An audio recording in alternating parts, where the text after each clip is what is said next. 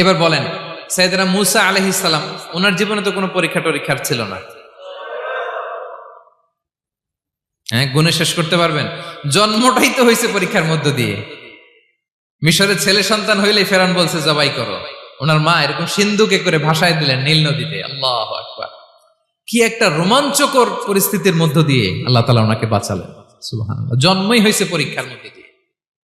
বড় হইলেন, ফেরাউনের ভয়ে দেশ ত্যাগ করলেন, মিশর থেকে মাদিয়ান। আবার আল্লাহর আদেশে যখন ফিরে আসলেন, আবার ফেরাউনের সাথে তর্ক বিতর্ক, যুদ্ধ। একটা রাত আল্লাহ নবী মূসা আলাইহিস সালাম শান্তি মতো মিশরে ঘুমাতে পারে নাই। একটা রাত। শেষ পর্যন্ত এই ফেরাউন মূসা আলাইহিস সালামকে ধাওয়া করেছে। ফেরাউনের ধ্বংসের আগ পর্যন্ত সে মূসা আলাইহিস সালামকে ধাওয়া করেছে। তার মানে মূসা আলাইহিস সালাম এই বিপদ আপদ পরীক্ষা এগুলো থেকে মুক্তি পান নাই। এবার বলেন ঈসা আলাইহিস সালামের কথা। ওনার জীবনে তার পরীক্ষা ছিল না? কি পরীক্ষা ছিল? হ্যাঁ, আল্লাহু আকবার। Same scenario goes to the biography of every messenger in the world. পৃথিবীর সব নবীর ক্ষেত্রে একই ঘটনা ঘটেছে। সাইয়েদনা ঈসা আলাইহিস সালাম দাওয়াত যখন দিলেন, ওনার বিরোধিতা শুরু হলো, ওনাকে হত্যার ষড়যন্ত্র হলো। ইভেন কি ওনাকে মারার জন্য বনি ইসরায়েলেরা উদ্ধত হলো, জানে বাঁচবার জন্য পালালেন। এক ঘরে ঢুকলেন, চারদিক দিয়ে ঘেরাও করলো। উনি দরজা জানালা লাগাই দিলেন। ওরা বললো, একজন দরজা ভেঙে জানালা ভেঙে ভিতরে ঢুকে দেখো বেটা ঈসা কি করে। একজন ভিতরে ঢুকছে, ঢুকার সাথে সাথে বাল রাফাআহুল্লাহু ইলাইহি, আল্লাহ তাআলা ঈসা আলাইহিস সালামকে উপরে উঠায় নিল।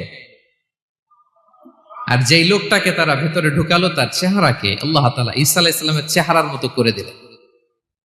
এবার তার বাইরের সাথীরা বলে, ঘটনা কি? বেটা ঈসাও বেরোয় না, আমাদের লোকটাও বেরোয় না, সবাই ঢুক। দরজা ভেঙে ভেতরে ঢুকে দেখে ঈসা দাঁড়ায় আছে। বলেন তো, এটা ঈসা না মিসা? এটা কি আসল ঈসা?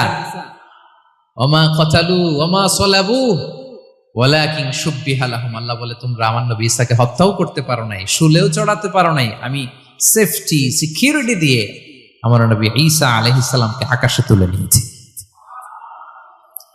তাহলে ওনার জীবনে পরীক্ষার শেষ ছিল না। এবার যদি আমরা বিশ্বনবী সাল্লাল্লাহু আলাইহি ওয়াসাল্লামের জীবনের দিকে তাকাই, ওনার জীবনটা দেখেন তো। আমাদের পেয়ারা নবী বিশ্বনবী মুহাম্মদুর রাসূলুল্লাহ সাল্লাল্লাহু আলাইহি ওয়াসাল্লাম, ওনার জীবনে কি স্ট্রাগল ছিল? স্ট্রাগল। মাক্কি জীবনের কথা যদি একটু খেয়াল করেন, দেখেন তো 3 বছর শিয়াবে আবি তালেবে জেল খেটেছেন, না খেয়েছিলেন।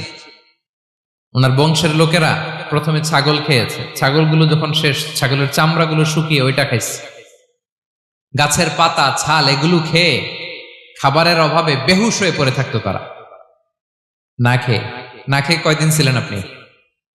আমি কয়দিন ছিলাম না খেয়ে? মনেই তো পড়ে না, না খেয়েছিলাম কিনা কোনোদিন। এ হচ্ছে মাক্কি জীবন। মেন্টালি প্রেসার দেয়া হয়েছে। বিশ্বনবীর চাচা আবু লাহাব, তার 2 ছেলে উতবা আর উতাইবা, এদের সাথে বিয়ে দিয়েছিলেন 2 মেয়ের। যখন দাওয়াত দেওয়া শুরু করলেন, 2 মেয়েকে ডিভোর্স দিয়ে দিল। দেখেন, একটা বাবার জন্য প্রাপ্তবয়স্কা মেয়েকে যখন উঠায় নেয়ার আগে ডিভোর্স দেয়, তার মানসিক অবস্থাটা কেমন থাকে বলেন? মেন্টালি প্রেসারাইজ করা হয়েছে, ফিজিক্যালি হ্যারাস করা হয়েছে। বিষ্ণু ইসলাম যখন নামাজে দাঁড়াতেন, উটের পচা নারী ভুঁড়ি বিষ্ণুনবীর কাঁধে চাপিয়ে দেওয়া হতো। আপনার জীবনে এরকম ঘটছে কখনো? আপনি নামাজ পড়তেছেন, উটের পচা নারী ভুঁড়ি আপনার কাঁধে চাপিয়ে দেওয়া হয়েছে। কয়দিন হয়েছে এরকম? কয়দিন হয়েছে? হ্যাঁ, তারপরে তো আলহামদুলিল্লাহ বেরোয় না মুখ দিয়ে। কেমন আছেন হুজুর কয়েন না, বেশি একটা সুবিধার না, তাই না? বেশি একটা একটু মিলাবেন। কতটুকু পরীক্ষা আমরা দিয়েছি। তায়েফে গেলেন বিশ্বনবী, তায়েফে গেছিলেন জমির বায়না দিতে, তাই না? জমি কিনবে তায়েফে। তায়েফবাসীদেরকে জাহান্নামের আগুন থেকে বাঁচাতে গিয়েছিলেন, নিজের জন্য না। সেখানে তায়েফের ছেলেরা পাথর মেরেছে বিষ্ণু ইসলামের গায়ে। এত শুভ্র দেহ ছিল, চেহারা ছিল, বিষ্ণুবীর গা দিয়ে ঝরঝর করে রক্ত ঝরেছে। ফিজিক্যাল হ্যারাসমেন্টের শিকার হয়েছেন বিষ্ণু ইসলাম।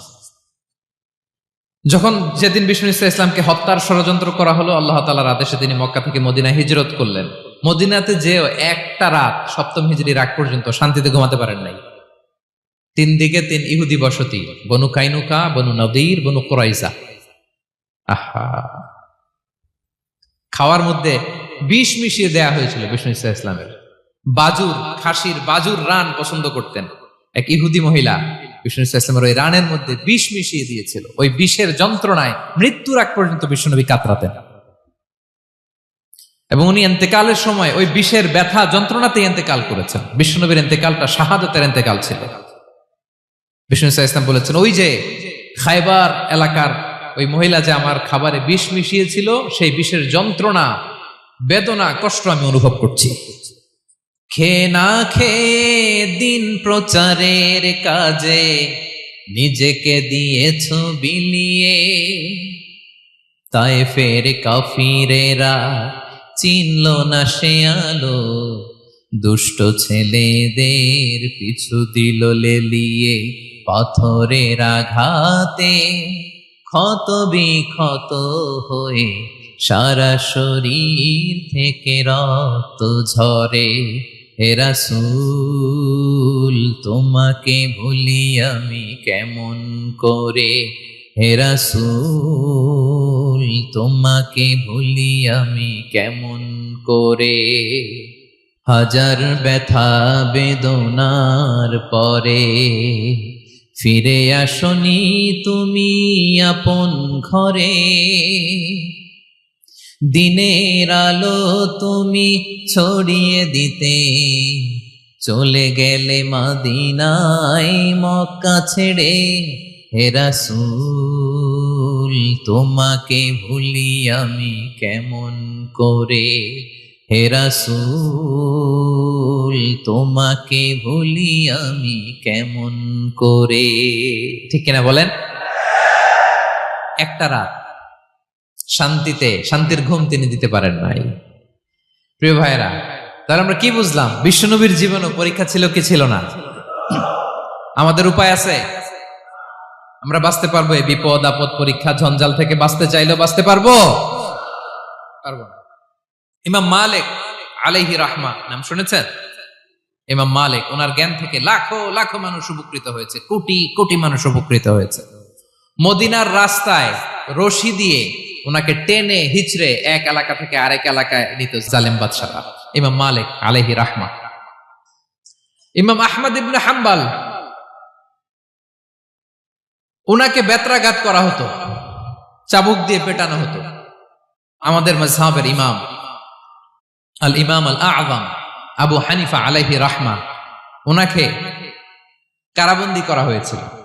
তার মানে দেখেন, যত বড় বড় স্কলার, যত বড় বড় মাশায়েখ, এমনকি আম্বিয়া আলাইহিমুস সালাম, ওনারাও পরীক্ষা বিপদ আপদ থেকে রেহাই পান। পাইছে? তাহলে আপনি আর আমি পাবো? বলেন তো। তাহলে এটা আমাদের ব্রেইনে গেঁথে নিতে হবে যে জীবন মানেই এখানে বিপদ থাকবে, পরীক্ষা থাকবে, স্ট্রাগল করে করে আমাকে আগাতে হবে। কেউ আমার জন্য রেড কার্পেট বিছিয়ে রাখবে না। এই জীবনটা বড় জটিল।